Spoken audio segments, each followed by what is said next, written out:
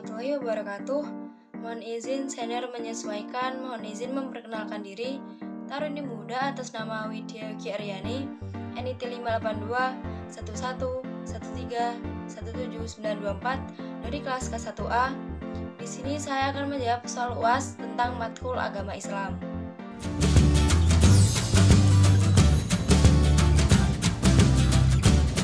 Baik, saya akan menjawab pertanyaan yang pertama. Jadi, pelajaran yang dapat kita ambil dalam video tersebut adalah bahwa pada dasarnya hukum Islam itu moderat atau satu. Gusmus mengatakan bahwa Allah melarang segala sesuatu yang berlebihan sebagaimana yang tercantum dalam Al-Quran.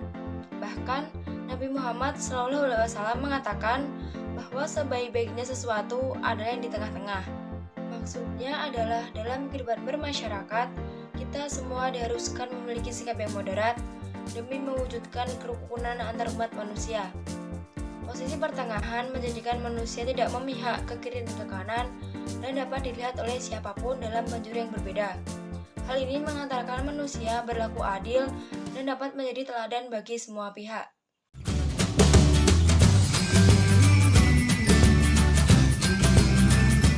Baik, saya lanjutkan ke pertanyaan yang kedua, yaitu tentang ijtihad.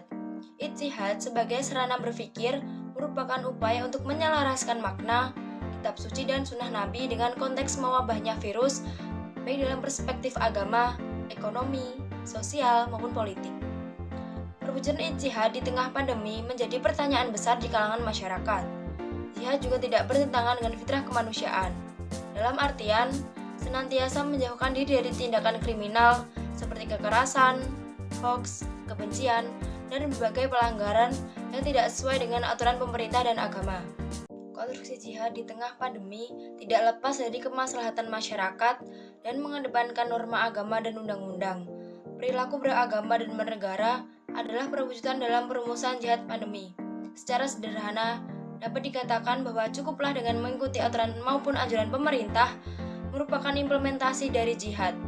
Artinya, dengan mengikuti anjuran pemerintah, maka kita berpartisipasi memutuskan peredaran virus corona ini ke 260-an juta jiwa tanah air Indonesia dan miliaran penduduk muka bumi.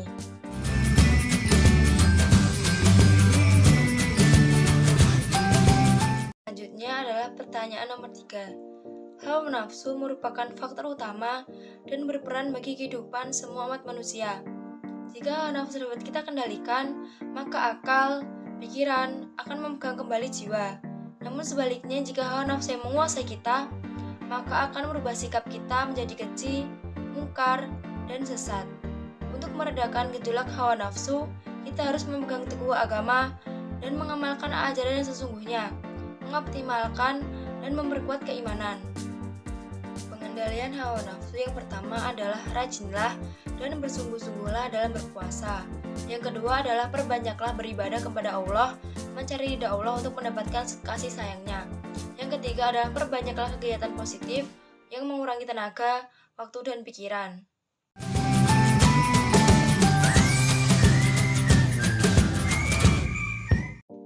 Selanjutnya adalah pertanyaan nomor 4. Antara poligami dan monogami, yang paling afdal menurut saya adalah monogami. Karena poligami dianggap menyakiti wanita dan hanya menguntungkan kaum lelaki saja. Walaupun pada dasarnya, poligami itu diperbolehkan dalam agama Islam apabila tujuannya baik dan sang suami dapat berlaku adil terhadap istri-istrinya. Jumlah istri tidak lebih dari 4 orang.